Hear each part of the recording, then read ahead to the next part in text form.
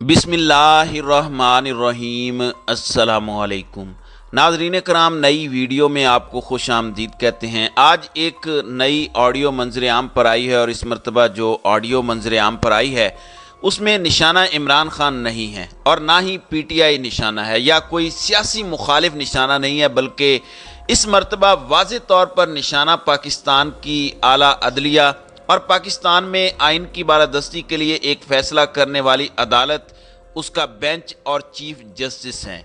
उन्हें ज़ाहिरी बात है इस चीज़ की सज़ा तो मिलनी चाहिए कि वो कौन होते हैं आइन और कानून के मुताबिक फ़ैसला करने वाले। अब उन्हें इसकी सज़ा तो मिलनी है। और हामिद मीर ने जो बात की थी कि जो फ़ैसला देने वाले जजेस हैं उनके लिए दुआ ही कर ली जाए तो बेहतर है, तो हामिद मीर का कहा अभी चंद घंटों में ही सच साबित हुआ है।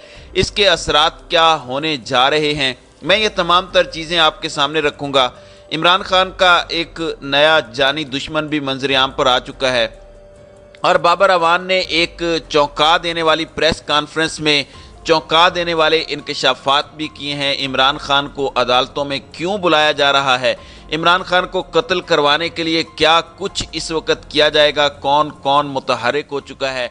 और बाबर अवान की ये प्रेस कॉन्फ्रेंस आते ही ऑडियो लीक आना, मैं ये समझता हूँ कि ये बहुत ज़्यादा ख़तरनाक है, क्योंकि इस सब के अंदर ये लग रहा है कि सारे के सारे जो स्टेक होल्डर्स हैं वो इस वक्त करना ये चाह रहे हैं कि इस सारे मामले से तवज्जो जो है वो हटा दी जाए इमरान खान की जान को जो ख़तरा है, क्योंकि इमरान खान खुद भी कुछ दिन पहले कह चुके हैं कि मेरी जान को ख़तरा है।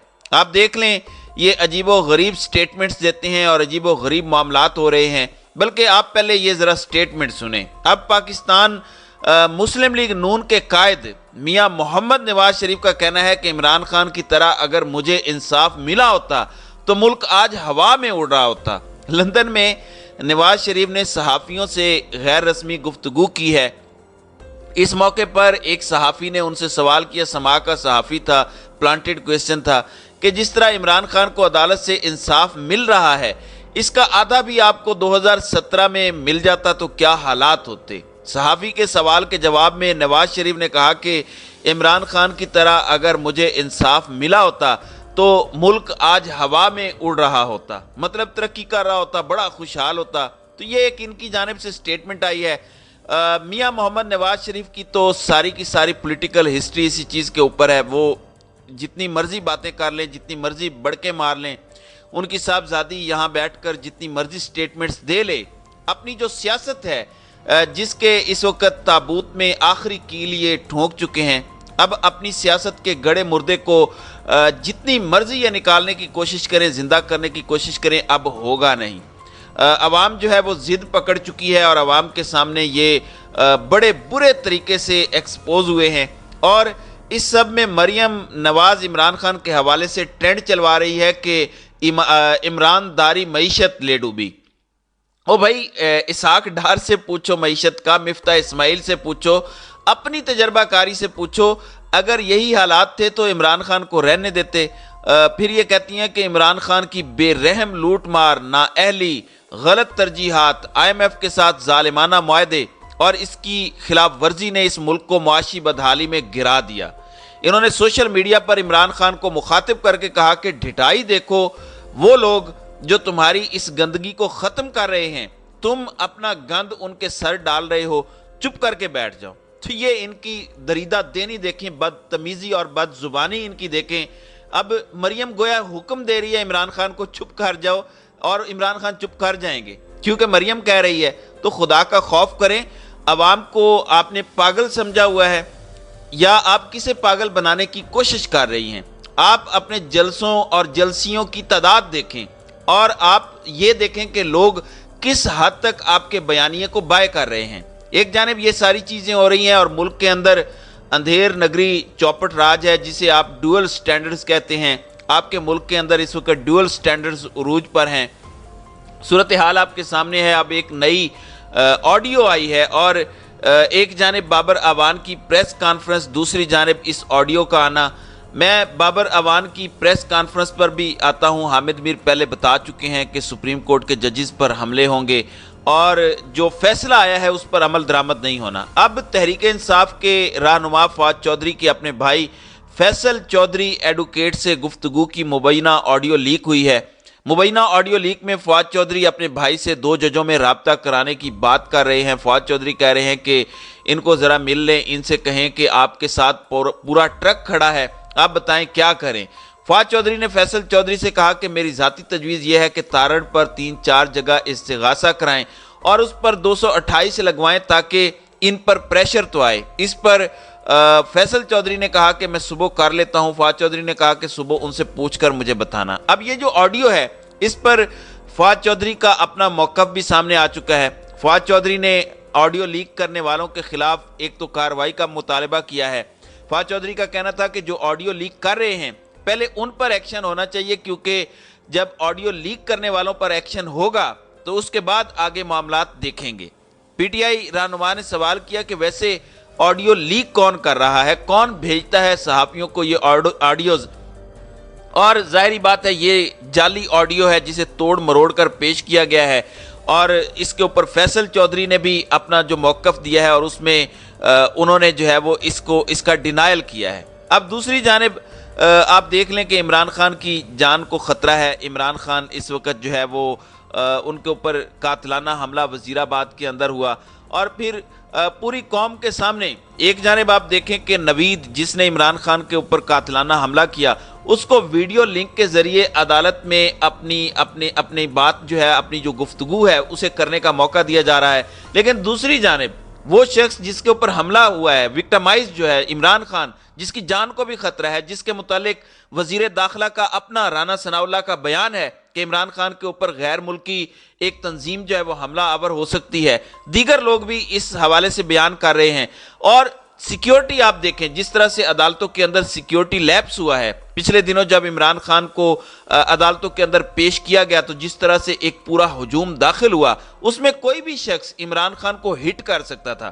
اب عمران خان کو ویڈیو لنک کے ذریعے عدالت میں پیشی کی اجازت نہیں دی جا رہی، لیکن وہ شخص جس نے عمران خان کے اوپر حملہ کیا، جس نے عمران خان کو مارنے کی کوشش کی، اس کی جان کو بچانے کے لیے کہا جا رہا ہے کہ اسے ویڈیو لنک کے ذریعے جو ہے وہ پیش ہونے دیا جائے، کیونکہ نوید کی جان کو خطرہ ہے۔ تو یہ اس طریقے سے جو ہے وہ عمران خان کو ہرانے کی کوشش کر رہے ہیں۔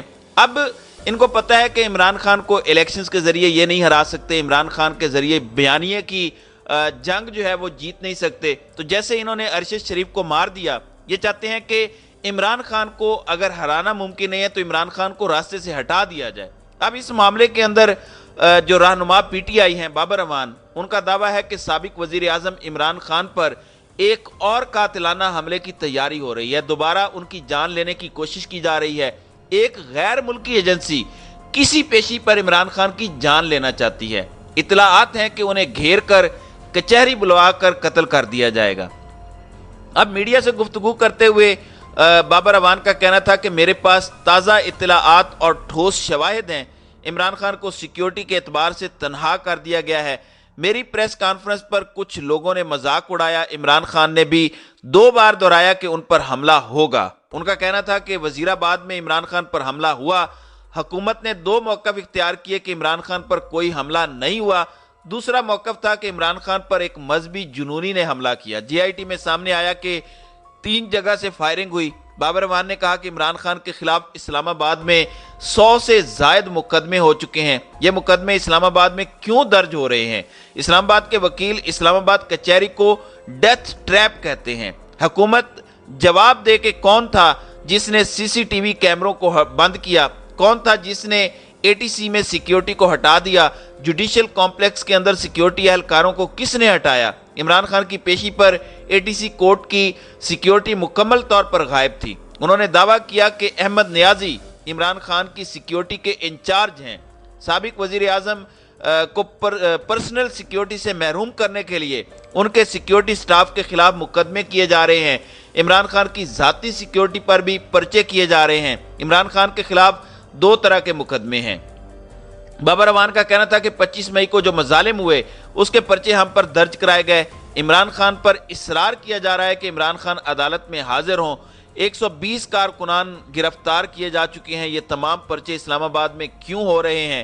اسلام آباد کچہری میں اندھے قتل ہوئے اور کچہری محفوظ نہیں ہے۔ ان کا یہ بھی کہنا تھا کہ عمران خان پر حملہ کرنے والے کو ویڈیو لنک سے پیشی کی اجازت مل سکتی ہے تو عمران خان کو کیوں نہیں؟